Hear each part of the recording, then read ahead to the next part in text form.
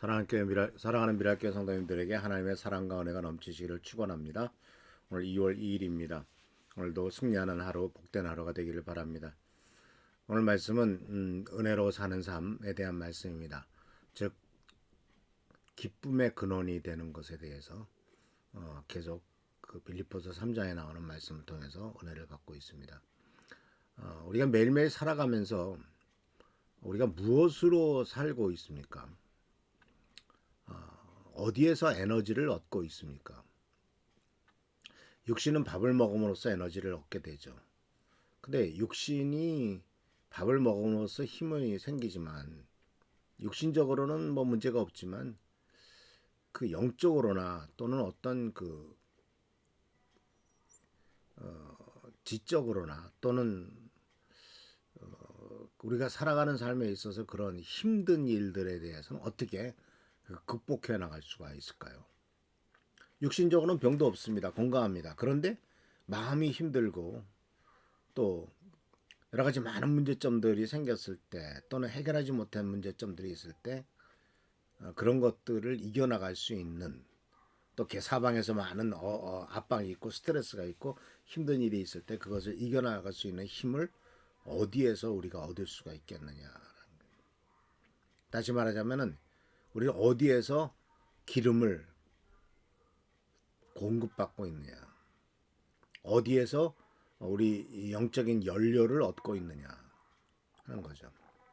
자동차는 기름 떨어지면은 뭐 10억짜리 자동차라도 고물이죠. 아무 때도 쓸모 없습니다.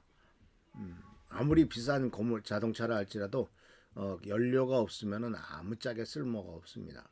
마찬가지 우리 인간도 마찬가지예요. 육신은 밥이라고 하는 연료를 음식이라고 하는 연료를 떼 가지고 살아가지만 영적인 연료는 무엇이냐라는 거죠. 근데 영적인 연료는 하나님이 주시는 은혜입니다. 그리고 그 은혜는 바로 말씀을 통해서 우리들에게 다가옵니다. 기도 응답을 통해서 다가옵니다. 깨달음을 통해서 다가옵니다. 저는 요새 책도 좀 많이 읽고 있는데요. 성경책과 함께 또한 여러 가지 책을 읽을 때 그 책 속에서 문장 하나 어떤 깨달음이 있는 중요한 그 글들을 보면 굉장히 힘이 생깁니다. 에너지가 생깁니다. 성경 말씀도 마찬가지죠. 광야에서 광야에 길을 내겠다, 사막에 강을 내겠다라고 하는 대단한 말씀은 우리들의 삶에 굉장한 힘이 됩니다. 에너지가 됩니다. 그래서 이 기쁨이라고 하는 것도 기쁨은요 사실 은혜와 함께 가는 거거든요.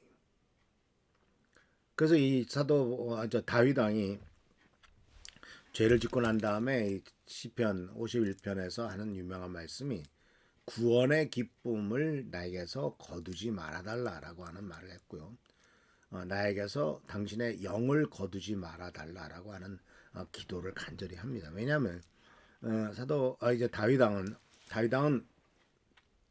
사울이 하나님께서 부르시는 영이 떠나고 악한 영이 그에게 다가왔을 때 얼마나 고통을 당하고 있었느냐 하는 것을 경험을 했거든요. 그래서 동시에 그 악한 영에 의해서 고난당하고 있는 고통당하는 이 사울 왕을 보면서 다윗은 자기가 죄를 지었을 때 하나님의 영이 떠난다는 것이 얼마나 무서운 거다 하는 것을 알았다는 얘기죠.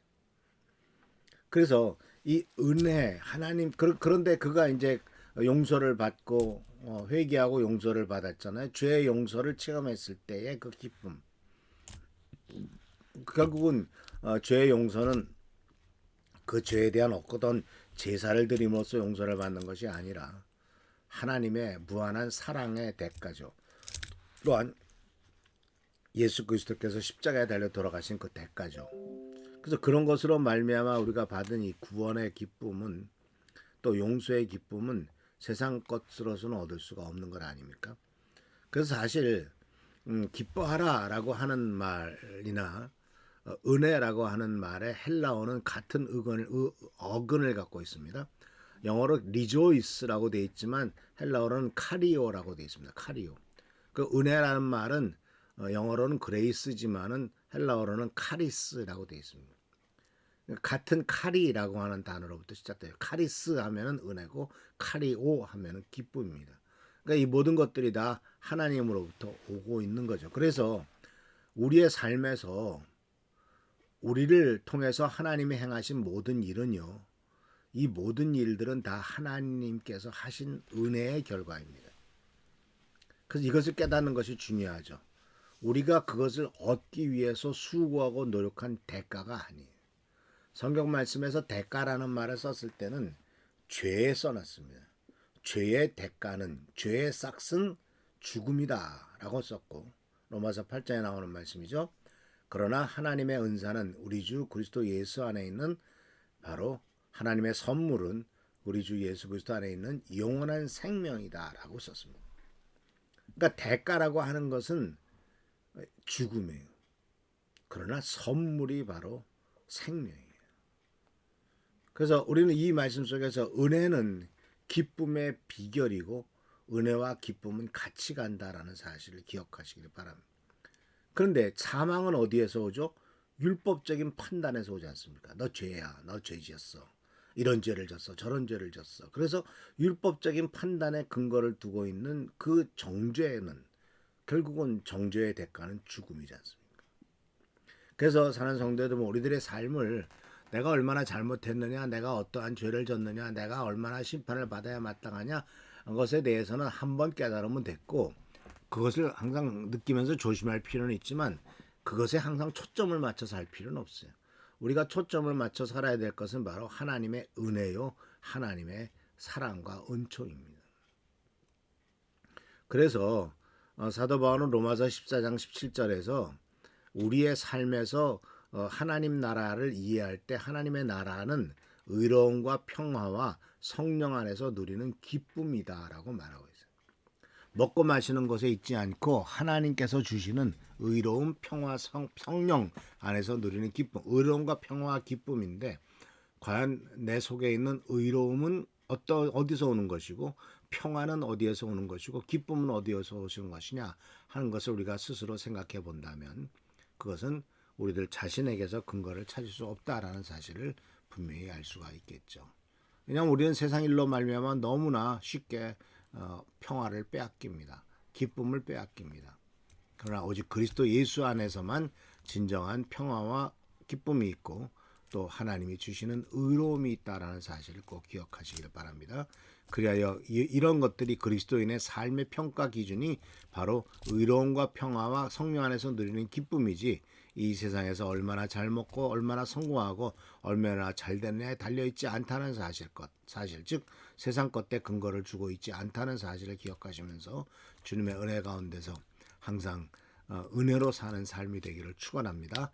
이 은혜 속에 살아갈 때 하나님은 지속적으로 계속 연료를 부어주실 것이고 영적인 기름 부으심이 넘쳐서 우리의 삶에 진정한 평안과 회복과 은혜가 넘치게 될 것입니다. 이 은혜가 여러분에게 넘치시기를 축원합니다. 할렐루야 축복합니다. 기도하겠습니다. 오늘도 주님의 놀라운 축복과 은총과 은혜가 우리의 삶에 넘치게 된 것을 감사드립니다. 우리는 연약하고 부족하지만 우리들 자신을 돌아볼 때는 나눌 것도 아무것도 없지만 그러나 주께서 주시는 축복과 은혜 가운데서 우리가 승리하게 될 줄 믿사오니 주여 우리들을 불쌍히 여겨주시고 지켜주시고 보살펴 주옵소서. 오늘도 함께 하시고 도와주시기를 간절히 바라옵고 예수 그리스도의 이름으로 축복하며 간절히 기도하옵나이다. 아멘. 오늘도 주님의 놀라운 은총과 은혜가 넘치시기를 축원합니다. 할렐루야 축복합니다.